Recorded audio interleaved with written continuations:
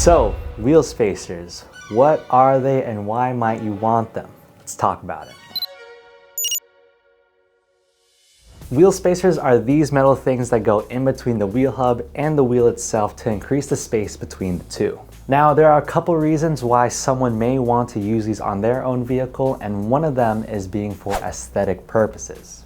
Now, most of us can agree that flush fitment is probably the best type of fitment for your vehicle. That's usually when your wheel is flush with the fender rather than your OEM setup where your wheel is sunken into the fender. An example scenario that you might run into is when you find a set of wheels that you like on Facebook Marketplace for a steal.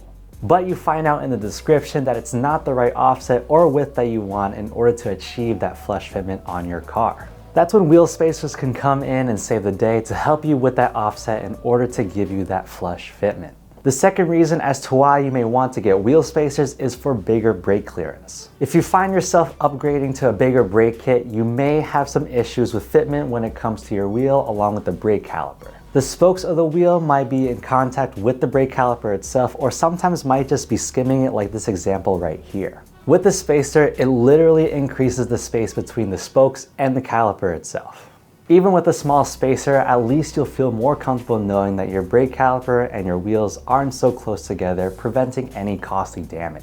Yes, we get that brake calipers aren't technically a moving piece, but at least it gives you comfort in mind.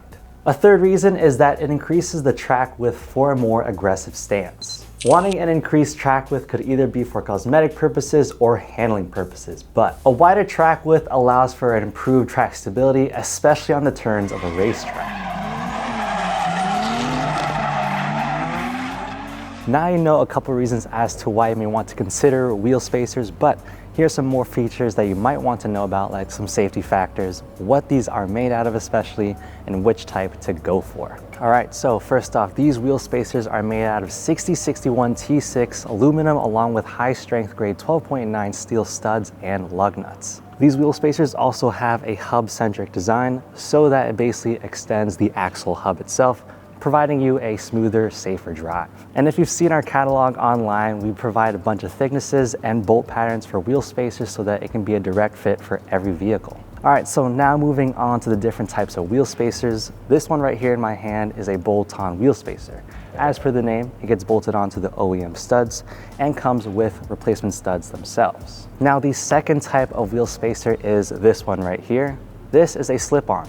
Basically, it just slips onto the OEM studs, not coming with replacement studs themselves. Choosing one or the other type of wheel spacer will depend on what thickness you want. A thinner wheel spacer tends to come as a slip-on spacer, but thicker spacers will come with replacement studs. This is because a thicker spacer will reduce how much of an OEM stud is still sticking out to be used in a safe manner. As you can see here, without a spacer, OEM studs are enough to support a wheel. But once I put this wheel spacer on, it reduces how much stud is left to mount the wheel safely. That's why replacement studs on the bolt-on wheel spacer are needed. So now that you have the wheel spacer mounted on, here are a couple things that you should probably know just to see if you have to trim your OEM wheel studs or not. First up, you're gonna want to take a look at the OEM studs and see how much they are protruding. All right, so after that, you're gonna take your wheel and take a look at the back of it.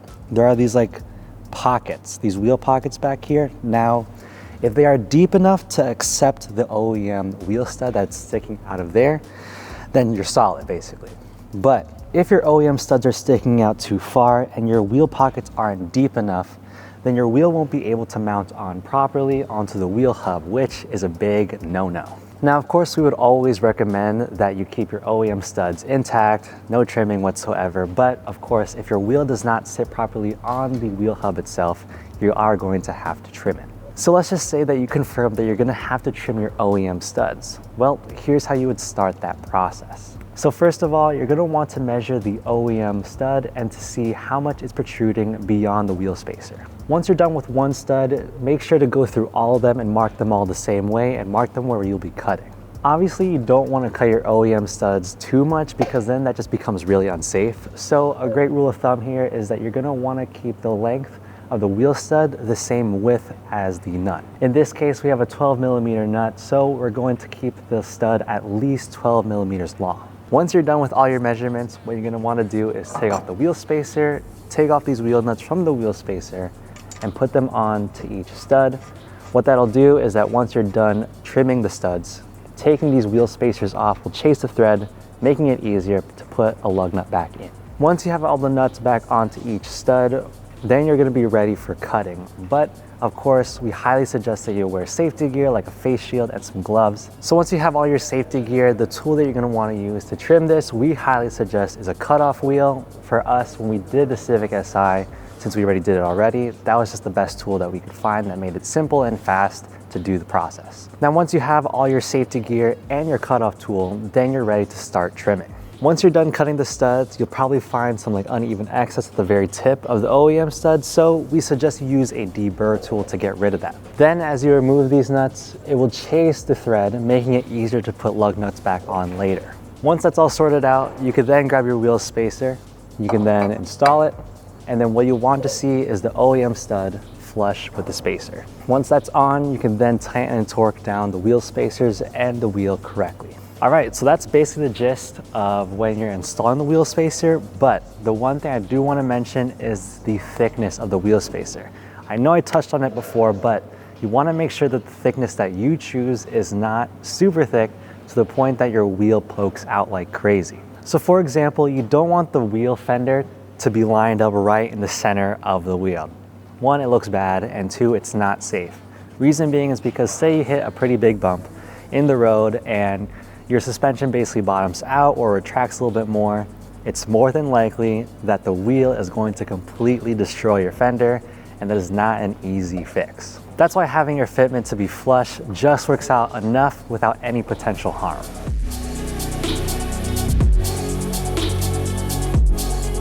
All right, that's it for this video. That's all you need to know about wheel spacers. But if you want to pick some up for yourself, make sure to hit that first link down below in the description and make sure to subscribe to our channel so that we'll see you all in the next one.